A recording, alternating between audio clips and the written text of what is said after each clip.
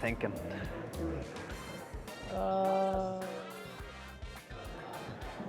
I don't know, tricky one. These are tough questions. I don't know, that's a tough one. Let me think about this. You're able to cut this piece, are you? Paul Brady at this tournament has the best serve. It's just the most consistent. He keeps off the back wall, a lot of power, bit of spin, just very effective and very hard to deal with. So consistently, power, great serve. Definitely has the best serve. I've seen this year probably either Daniel Cordova or Sean Lenning. Just the amount of spin they put on their serve. And they hop it both ways, so they're always keeping you guessing. And the amount of power and just the spin they put on it puts you in bad positions. Killian, usually down the left, when he serves it so low with power, it doesn't even seem like it's crossing the line, but it is. So you kind of hesitate, and it's always a good serve. Martin Kearns, so much power, and he's able to hit the cracks, and the ball hits the crack and stays down. Very hard to return. I'd say best serve on the tour right now probably goes to Sean Lenning. I know he missed a couple stops, but just from what I saw when I played him in Tucson, he was going down both sides, good wrinkle, and that one where he hits the crack on the right front wall and it just flat rolls before you, it feels like he can do that 10 times in a row and you're just handing the ball back to him.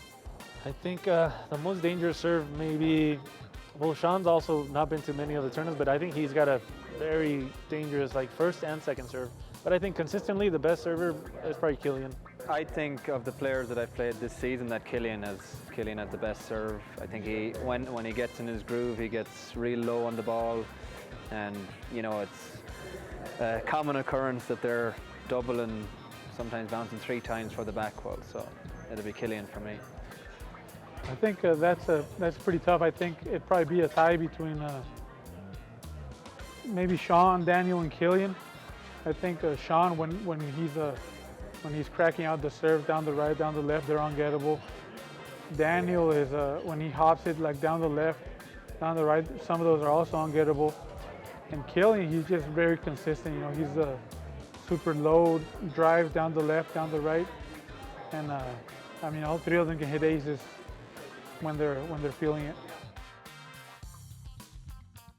I think that's a toss-up really between probably the 1 and 2 right now, Luis and Martin this season. Killian I think is also always in there, and Brady will always have a claim to that. But from what I've seen on tour, I mean, both those guys when they are hitting the ball hard, and they've done it consistently at each stop, have just blown away some of the other players. Most power, I'd say Martin.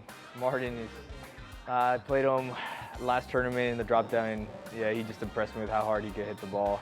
I think he's been hitting the ball the hardest this whole year. The most power, I think Martin hits it probably the hardest, like most consistently. Like he just swings hard at every shot, and like even if he's uncomfortable, he gets a good swing on it and just powers through all the shots. I would say Martin, you know, the way he gets that power it's from that swing, and the ball surprisingly doesn't pop every time he hits it. Probably now, it's probably Martin Mulcairns.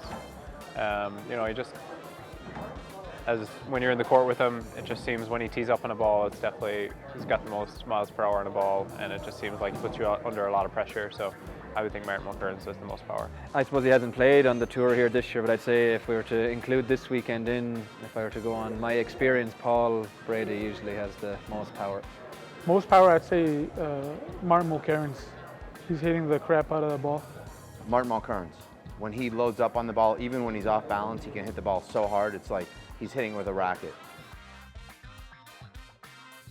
I think that's a toss-up really between probably the 1 and 2 right now, Luis and Martin this season. Killian I think is also always in there, and Brady will always have a claim to that. But from what I've seen on tour, I mean, both those guys when they are hitting the ball hard, and they've done it consistently at each stop, have just blown away some of the other players. Most power, I'd say Martin. Martin is, I played him last tournament in the drop down, and yeah, he just impressed me with how hard he could hit the ball. I think he's been hitting the ball the hardest this whole year. The most power. I think Martin hits it probably the hardest, like most consistently. Like he just swings hard at every shot, and like even if he's uncomfortable, he gets a good swing on it and just powers through all the shots. I would say Martin. You know, the way he gets that power from that swing, and the ball surprisingly doesn't pop every time he hits it. Probably now it's probably Martin Mulcairns. You know, he just,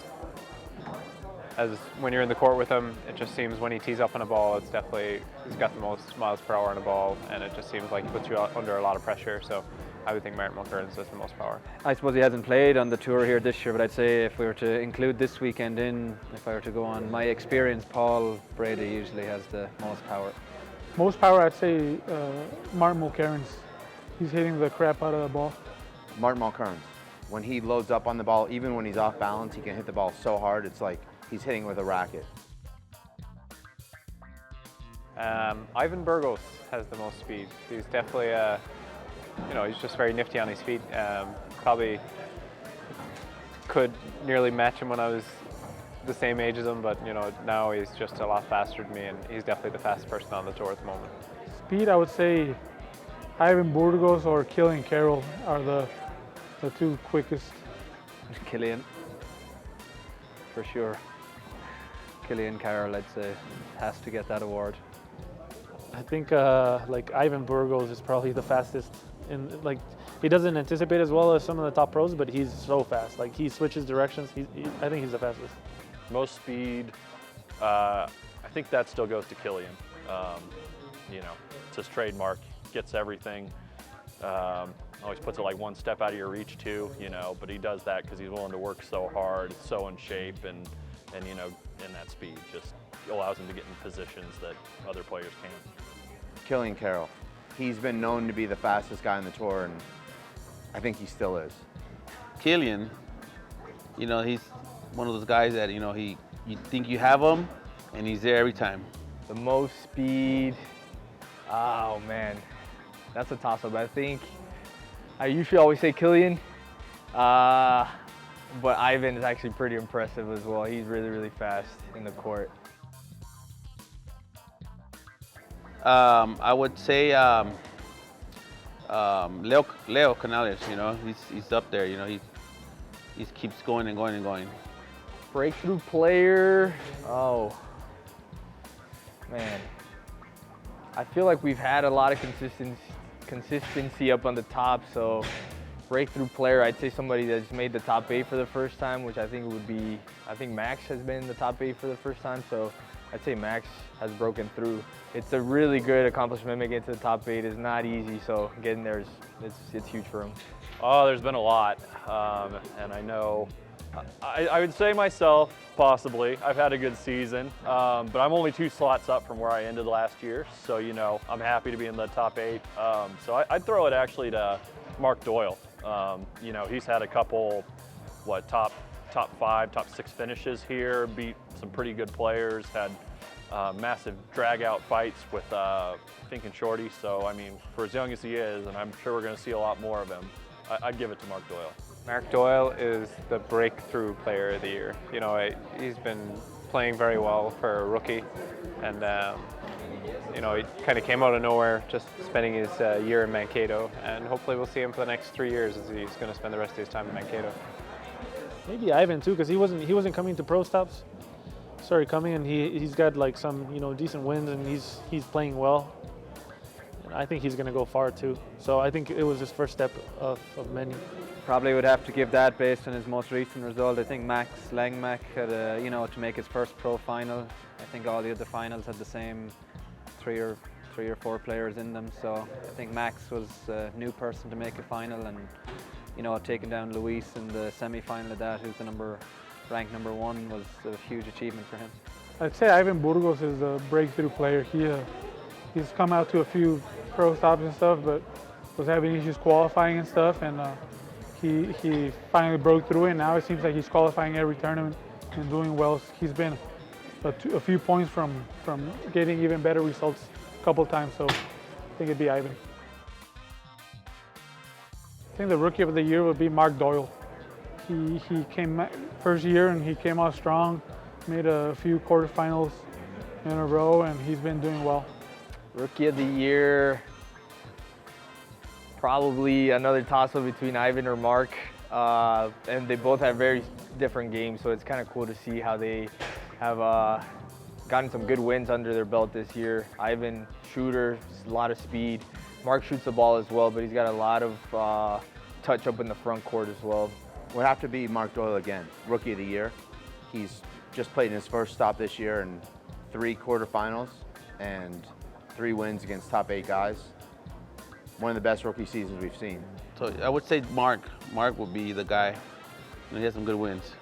Rookie of the Year. Trying to think if we have any old season veterans playing their rookie seasons here.